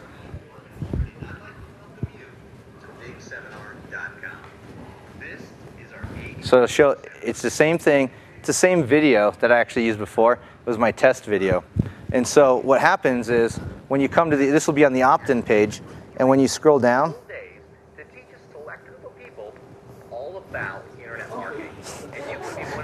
you can't get rid of it. But the point is it's different, isn't it? It's the same strategy, but it's different than anything else. Actually, on this one you can't. But on the one that I'll have actually on the sales letter, yes. You'll be able to actually shut it off. So this one you really can't do it right now. But this is what we'll be doing on the next one.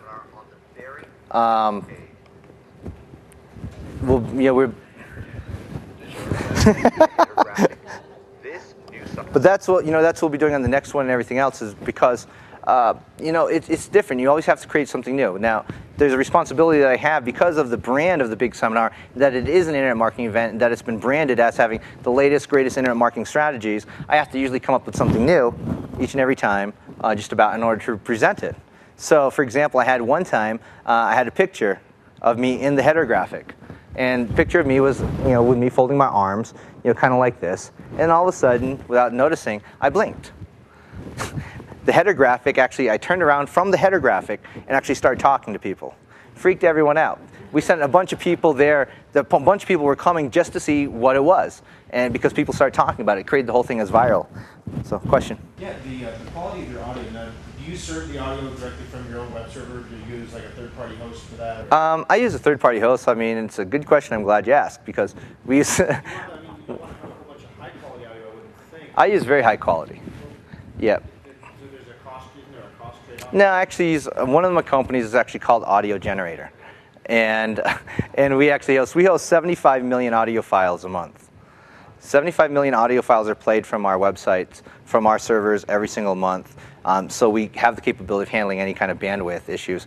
We do about 3 or 4, I forget exactly, 3 or 4 terabytes a month in bandwidth traffic. So we have it down where we can serve exactly what we need, and we can do it at fairly decent quality. So, question. Do you guys do the video generator? Yeah, we do instant video generator. That's how we used it on that last one. So you can put video up there, load it. We handle all the bandwidth. You just have to copy and paste a line of code. That's the way it works. But pretty much the whole point that I'm trying to explain to you is this, is that the one thing that you want to pay attention when you're creating your business on the internet is the brand. You want to focus in on that. For a company now to not look at the brand is absolutely ridiculous because it's so hard. It's so hard nowadays on the internet. We could go through, like ClickBank, and we could just go scan product after product after product, and you can see that none of them have a brand associated with it because they've been trained the wrong way. You see, internet marketers for years have basically said that we have a cap. We have a cap of the amount of income that we can make. And that's what people have been, without saying it, subtly teaching it, saying that you're only going to make so much money in this particular industry, you're only going to make so much money with this particular product. It's not true. I mean, to think that you can create a company to go from zero over the course of 10, 11 years and doing $15 million a year and just growing at a pace that we never would have thought possible, all digital, all 100% through the internet, that would seem crazy. But that's exactly what we've done. And the way that we've done it, I'm going to tell you right now, is ignoring everything that everyone else has said. A lot of the things are not common. Everyone said, go black on the background or go blue on the background. We said, go gray, go white on the background. Why? Because that's what exists. Everyone else said, don't use a logo, don't do this. We said, put a logo on it. Why? Because every other big company is doing it. I don't want to be a company that does $100,000 a year, and I don't think you guys do either. You want to be a company that does millions, hundreds of millions of dollars a year. Think about it. I mean, when you start breaking down the amount of time that you put into it, I haven't been home in 6 days, right? I've been out doing seminars, I've been speaking, I've been doing a number of different things. It's because I like to do it. But the other part of it is that even though I haven't been home, my business still continues to run, and you don't need a lot of people to run a business from the internet. In fact, my whole company runs on 6 people, period. 6 people run the whole thing, and that's including me. So really only 5 other people. I have an operations manager, I have an affiliate manager, I have one person that handles all my customer service, another person that handles any training products I create, and I have my wife that handles the back end. Now when I do my seminars, I have some other people that I bring in periodically throughout that seminar to help us produce it, but as far as my core company, only 6 people run the whole thing because the whole thing is automated. And so we needed to leverage as much as we possibly can, and the only way that we could leverage it was to create a brand, was to use the different tactics and tricks that we can in order to get more email addresses, or to get more people to buy our products and services, or to create a better customer experience. For example, I mean, we were one of the first companies in the internet marketing industry to actually have a help center. Why? Because that was my biggest beef in buying a product from another company, is because I couldn't contact them, I had no support whatsoever. So if I bought a product from their company, what would I do? Nothing. I would just be ticked off. Now, I knew in developing my company, I needed to have some sort of customer support. It's very crucial. But everything that you do, everything that's associated with you, has to become back to that central piece. What is that brand? Now, if you're doing something, if all of a sudden, let's say that you're in real estate, and you create a real estate product on this, another real estate product, another variation of a real estate product, another real estate product here, but all of a sudden over here, you create another product and it's about internet marketing, that's not part of this brand, is it? What's the best thing to do? Create another company. And then put those brands and products underneath that company. It's very simplistic to create a company. It's not hard, it's not complicated, but it keeps your vision straight. This product goes into this company, these products go into this company, these products go into this company. If it has to do with seminars and everything, it goes under this company for me. If it has to do with software, it goes under this company. If it has to do with internet marketing training, it goes into this company for me. And so I have a very easy way to figure it out. I also divided the people that work with me into teams, meaning that all the people that work with me work on all of the companies that I'm involved with. Meaning that I can simply say, these people are involved over here, and this is the people that need to work on this particular project. These are the people that need to work on this particular project. And so at first, though, here's what you have to understand. At first, when I first started my companies, I only had one company. And I worked at it all by myself. I was the customer service person, I was the web designer, I was this copywriter, and I did it all for 3 years, all by myself. Now that company, we grew it to $750,000 a year with one-person show. the first person that I replaced, or part of me I replaced, was customer service. Why? Because it's the most boring job. You get hit with complaints all day. It's the worst, the least thing I wanted to do. So I got started with customer service first. Then I went on to other places. Eventually, the second thing I added was an affiliate manager. After I had an affiliate manager, what did I do? I upgraded my affiliate manager to an operations manager. And then I replaced my affiliate manager with somebody else. Then I had someone come and manage the books. And then that was very key for me, having someone else do all the books, because I'm not very good at that stuff. I need someone else that was more qualified than myself in order to keep track and make sure that we're doing what we need, we pay the taxes that we need to do, and all this other stuff. And so it starts off with the tasks that you don't want to do first. So for example, let's go back to the Success Leaves Traces model. We observed, right, anything that we want to do. Second thing, we analyze it. The third thing is we make a task list, and I want you to write that down right now. You make a task list. Anything that you ever have to do in your company starts off with a task list. And you basically turn every project that you have into a series of steps. Step 1, step 2, step 3. The reason why people don't make big money on the internet is because they're what I refer to as out of sequence. And what I mean by out of sequence is, for example, how many people in this room would like to know how to get, let's say, 5 million visitors to their websites a month? Okay? You're out of sequence. Here's the reason why you're out of sequence specifically. You already told me in the beginning, not too long ago, that you don't even have a product yet. So why would you want to know how to drive traffic to a website if you don't have a product yet? Do you see what I mean? Does everyone see what I mean? He doesn't need to know how to drive traffic yet. He needs to know how to make a product. He's out of sequence. Now, the way that you simply sequence yourself properly is by simply asking yourself one question. One question. Here is where I am right now.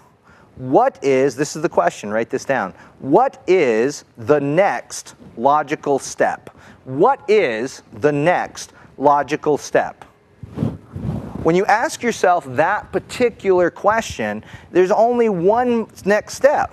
There's not 5, there's one next step. Because if you think of 5, one of those 5 have to go first. And that is the next thing that you need to do. I have a product, great. What else do I need? I need a website. But before I have a website, do I need copy first? Or do I need a web designer first? Which is it do I need first? And you come up to the decision, that is the next step. Getting traffic is way down there because we don't need traffic yet. We just need to know the next step. That's it. And if you keep thinking in that process, you can solve literally any question, any problem that you have. And it's all part of that sequence. Now, again, going back to the tasks. Again, you create this task list, right? And now once you identify the task list that you need to accomplish, and this may be 40, 50, 100 different items, doesn't matter how long it is, but once you establish the task list, your job is to take the task list and to put it into a sequence. Now organize it. What comes first? What comes second? What comes third? Now, next to that, after every single one of these items, our next objective is to ultimately now put next to it. We start going through next to it and we put me. I want you to first go through the whole list and decide which one of those tasks are you going to accept responsibility for. The ones that you don't, leave them blank. But the first thing you need to find out is which ones are you going to do, and then you can figure out the rest later. So find out what you're going to be doing first, and then the next question after that, obviously, is if I can't do it, then who can do these tasks that I need done? That may be a matter of outsourcing it to like Rent-A-Coder, or it may be going to Elance or one of these places like that will help you stay organized and will help you do it over and over and over again. I mean, this is the same process. This is the exact same process I do to this day. Now, here's how you run a company, very simply. I'm going to give you the one thing that's made the biggest key to my company, allowed us to jump from $5 million a year to almost $15 million a year. The way it works is this. It's called Wednesday. Wednesday is the key for me. Wednesday is the key, and the reason is because on Wednesdays, I do all my planning. I meet with all the people involved with me in that company. If it's just me, I would have a very small meeting. But if it was just me, what I would do is simply sit down, and I would find out, okay, first write down what did I accomplish in the last 7 days? What did I accomplish in the last 7 days? If you're with a team, you want to discuss, what did you accomplish in the last 7 days? You're going to see where that becomes really easy in a second. Now, the next step after that is what should we accomplish in the next 7 days? I want you to write 5 things that you're going to accomplish in the next 7 days. They don't have to be big, they can be small, but what are 5 things that we are going to accomplish as a company over the course of the next 7 days? Just 5. Because if we said 7, we would immediately associate 7 with one day, one task for each day of the week. And so if we miss something on one particular day, what will happen is we get behind. We immediately in our minds feel that we've already failed. So we simply go, what is the next logical step? And then we choose 5 items that we're going to do. And then at the next week's meeting, we simply ask a question. Okay, out of these 5 things, which one of them did we accomplish? Did we accomplish any of them? And if they didn't get accomplished, here's the one thing that you can do to always make sure that you get as much accomplished as possible. And that is never ask the question, never, ever, ever, ever ask the question why something wasn't done. Never ask anybody that question. The reason is because it's absolutely pointless. You are literally giving a person a reason to give you an excuse. You're literally asking for an excuse from somebody. Why wasn't it done? Well, I couldn't do it, but I had to pick up the kids up from school. I had to do this. My dog ate it. Whatever it may be. It doesn't matter. I don't care. I don't care why it's not done. All I care is how do we get it done? How do we get it done? That's the question. It's not done? Okay, great. Well, it's not great, but how do we get it done? And then we can brainstorm around that one focus. But we should be accomplishing something every single week. And again, some of these may be big, some of these may be small. Some of these things may take time, 2, 3, 4, 5 weeks or more to get finished. But as long as it's still on the list and we're still working towards it throughout the week, again, we're just looking for 5 things that we're going to accomplish as a company. That's one of the secrets to really building a brand, building a company. It's all having a team that works cohesively. But it all builds around this. Builds around a website, a clean looking website. That CSS Remix is definitely one of the keys that I want you to look through. I want you to browse through it. I want you to think about this. When you start looking at your logo, you need to have your logo designed in black and white first. This is very crucial. Your logo should be designed in black and white first. Why? Because most people don't. And it needs to look good in print as well as it looks good on the web, because you will be using it for other things than just a website. You may need to put it on an envelope. And when you're going to send it, if you're going to have an affiliate database of people marketing your products for you, it's going to be on an envelope. So it's got to be simplistic enough to be able to do that. Number 2, very, very careful on drop shadows. The internet makes people drop shadow happy. What I mean by a drop shadow is putting a little shadow underneath the letters of everything that you do. It looks sloppy. It's what I would refer to as early 90s internet. Early 90s internet, everything had a drop shadow and it was very big. But the fact is that you need to understand that don't use a lot of shadows in it because it makes it harder when you put it in print. So it's got to look good, to be designed well in black and white first, then we can start colorizing it. Now, when you start choosing your colors for your logos, start thinking about exactly, what kind of color, what kind of market are you going after? If it's a man-type product, let's say, you don't want to use pink. It doesn't make sense. If it's a woman's product, you might want to use certain particular colors. Depending on the product, who's your market? What kind of colors are that market used to? If it's a hunting product, we might want to use a greenish color. What kind of colors can we use? Sometimes opposite can work for us and be part of our brand. I mean, to give you an example, one of the products that Seth Godin recently did was the purple cow, right? And ultimately what he was talking about with the purple cow, if you actually read the book, is talking about standing out from the marketplace with your brand. Standing out different than what everyone else is seeing. Because cows, and basically he states in the book, cows are inherently boring. They're always predictable. They're black and white, and they moo. That's it, really, for the most part. But if amongst a bunch of cows, all of a sudden you saw a purple cow, it would stand out. And that was the whole point of the whole book. And that's the whole point of your whole brand, is how do you stand out? How do you stand out from the crowd? Not just in look and feel, but in everything that you do. What makes you different? What is not necessarily a USP, but pretty close to it. What makes you different than any other company or all of your competitors combined? What is the deciding factor for you of why a person should use you as opposed to somebody else? What is it? It could be because you have better customer service, could be because your product is actually better, or could it start something as simple as a brand? Now think about this. We have two products. Now, you guys are all here about internet marketing. How many of you have ever bought an internet marketing product before? Okay, good. All of you have just about. So now think about this. If you've bought an internet marketing product, you are somewhat familiar with the path that you took in order to buy that product. Now, how could you differentiate that path? How could you make it better? How could you make it better for you? Well, meaning, how could I look better or different? Is it the colors, is it the look and feel?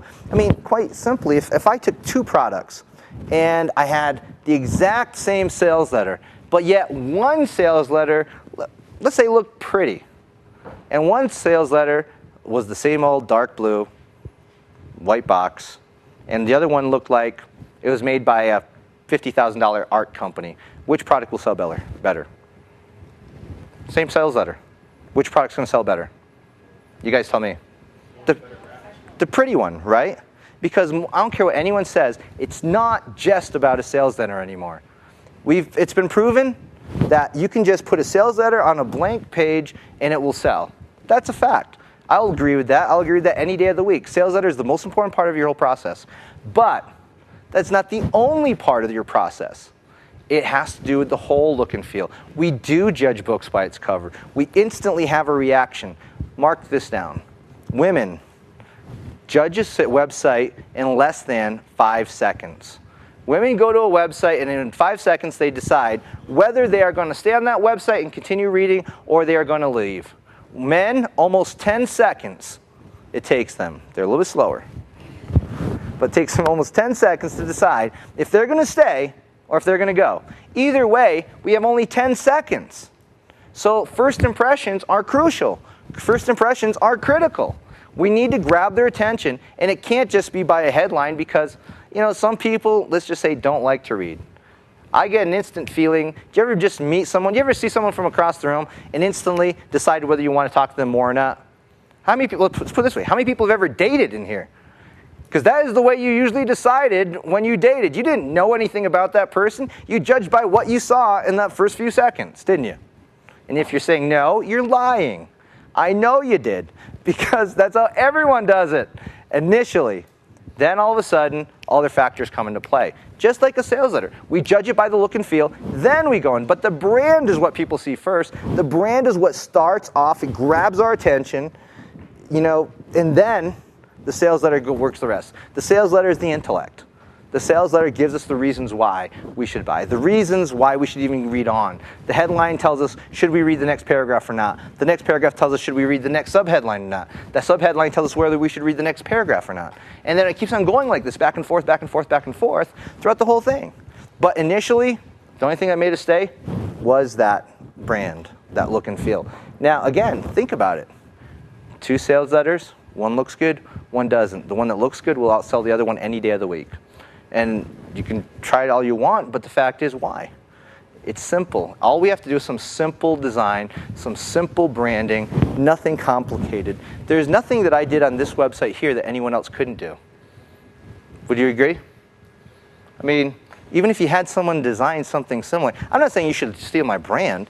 I'm not saying you should steal my website. I'm just saying keep it simple. Let me show you guys something else. I mean, here's a brand new website. It's a new service that we did. This is a website that I've been working on for the past week, right? It's a free blogging service, right? Now, this website is geared for marketers, blah, blah, blah. It's the market egg. Is the egg a visual? Yes? Egg is a visual. It's about as visual as you can get. So what made sense for the logo? An egg. I mean, how much easier could I get on that one?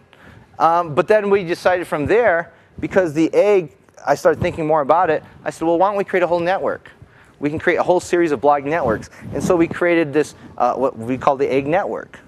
And we created not only in one market for marketers, we created one for self-help, for weight loss, for fitness, for bodybuilding, for all these kind of other markets, all at the same time. And we're still working on this, but this is just part of a brand. It's very simplistic. Look at the website.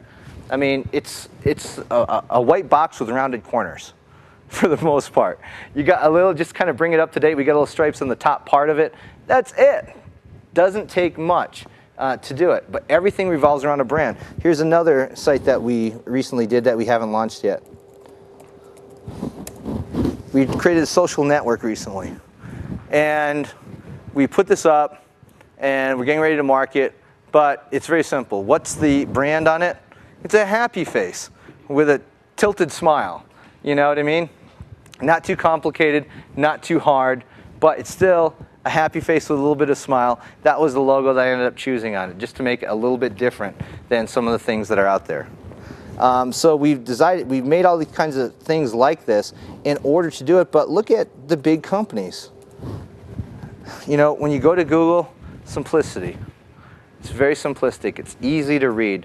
That's what you're looking for. We're not looking to create massive color changes. We're not looking to change people's perceptions. We're just looking to create something simple, something easy, something that anyone can do, and it shouldn't take you very long. The best part is you don't have to do it yourself. That's what I want you to focus in on, is not trying to create this logo, not trying to create this look and feel yourself. Have someone else do it. Now, let me explain to you the idea behind design contests.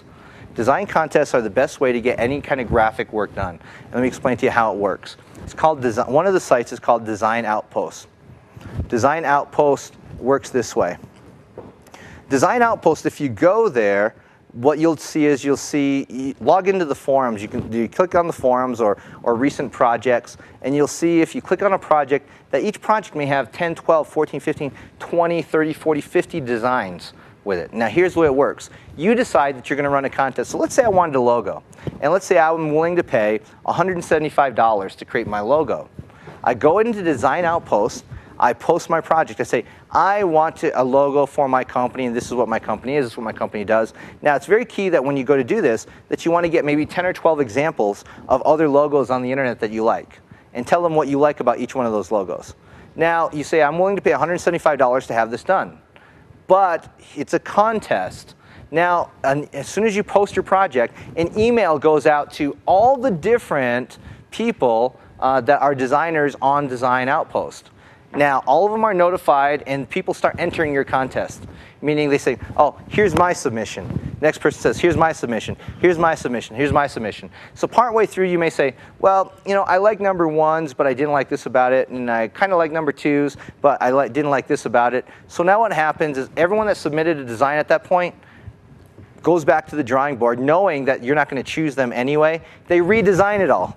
So now instead of just getting one designer's feedback, you're getting like 6, 7, 8, 9, 10 different designers to redesign the whole logo every time you want a change to it. And they're giving you what different look and feel it is.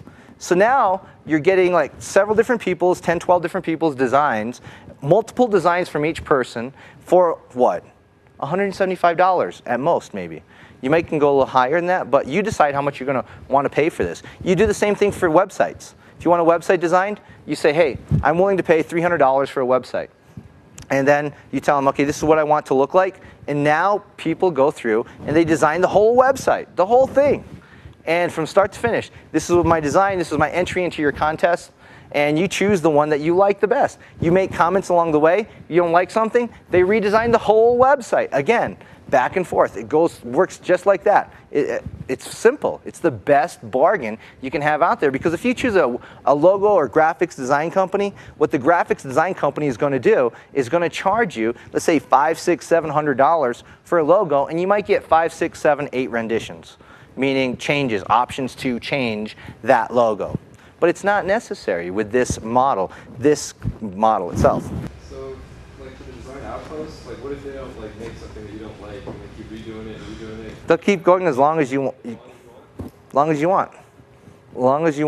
So the key is that you just need to be very specific. If you're specific with what you want to begin with, and you give them maybe 10 or 12 different examples of different logos that you like, to some degree, and what you tell them what you like about them, they're going to come up with something fairly close of what you're looking for. And then they're going to give you the hard graphic files, meaning the PSD files, in order to have someone change it or have it modified or do anything you want with it.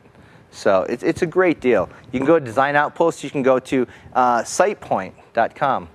Sitepoint.com. There's, if you click on their forums, there's a place for contests on that forum. If you go to digitalpoint.com, forums.digitalpoint.com, if you go there, you scroll down the page till you see buy, seller, trade. There's a forum called Buy, Seller, Trade. Click on contests in that area, and that will take you to the contest area of that place. Each one runs the same way. Runs off a contest. You say, I'm willing to pay this for a person who does this. And then all of a sudden, people put in their responses. You get to see all of them. You get to make changes to them. And then all of a sudden, you get something that you like. We've done this over and over again. Had a friend of mine, what he does is he got a logo recently. He's a copywriter. Got a logo. Cost him $175. Halfway through the design process, he sent all of, probably about 12 or 13 of us, the logo to see what we thought of it. Took all of our feedback, posted it back up on the forum, and then had everyone rechange everything according to what maybe 10 or 12 other marketers thought. And so he got exactly what he wanted. And we use this service all the time. I mean, a lot of top marketers. If you go inside and you look at the forums, you'll recognize a lot of names of a lot of people that you know who have already used this service because we've been using it for a long time. It's easy and it's very cost effective. So don't be afraid of or think of that you have to do it yourself. You can go there, have a website designed. You can go to places like Rent-A-Coder and have someone design a website for you. If you're paying more than $200 or $300 to have a website designed, you're getting ripped off. Let me tell you that right now. You're getting ripped off for the website itself. You should only be paying $50, $100, maybe $150 to have the website designed. That's it. You can have any website design that you want. I can guarantee you within that time frame, within that amount of money. Why? Because we don't have to use designers in the US. We can use designers in other parts of the world, other countries. So keep that in mind as you are going through this. Don't think of yourself as a website designer, as a graphic artist. I want you to keep your focus on being only one thing, and that is a marketer. I mean, the name of the contest is Next Internet Millionaire, right? Didn't say Next Internet Webmaster. Didn't say Next Internet, graphic designer. The key is that you need to understand that what your role is. You are a marketer. That's your role. That's your function.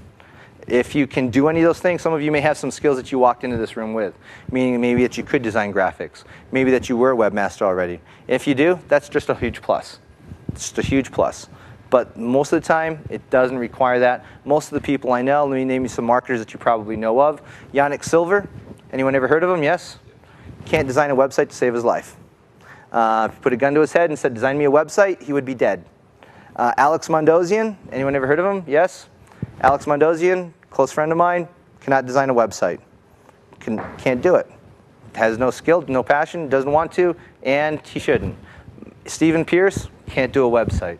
All these marketers, most of my friends, I know for 100% for a fact that they cannot design a website, they cannot do graphics or anything like that. The other thing is when you're working with people that you have on your team, be slow to hire. I'm not in a hurry to hire anybody. I watch and I watch and I watch, and it may take me years. My affiliate manager that I have right now, his name's Stu McLaren. I knew Stu 4 years before I hired him as an affiliate manager. Why? Because I wanted to be sure he was going to be the right person to do what I wanted him to do. There's no hurry. But then again, I've never fired anyone. So that I'm very sure of when I ask that person that they're going to work out for me. I pay these people, the 6 people actually work on a salary for me. Yep, they actually work internally within my company. But like my graphics people or webmasters, they're just on a retainer. Or I pay them on a per job basis, or designers or programmers, anything like that. They're just working on a one-time type basis. Okay. Well, here's what we're going to do. I know they've got plenty of things in store for you guys for later on today. So what we're going to do right now is we're going to wrap up. I'm going to turn you back over to Heather, and then she's going to describe to you what's next on the agenda. So thank you very much again, and hope you've learned a few things. Thank you.